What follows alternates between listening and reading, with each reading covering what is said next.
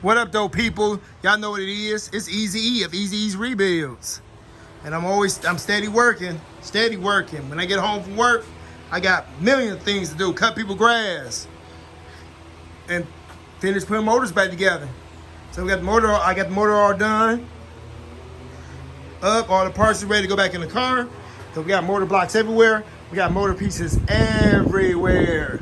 Heads, block, plenum or intake, valve, cylinders, pumps everywhere, alternators. We got wood. Go check out our channel, Easy E's Rebuilds, where we're stepping up the game. We starting to do motor drops, motor swaps, whatever you want to call it.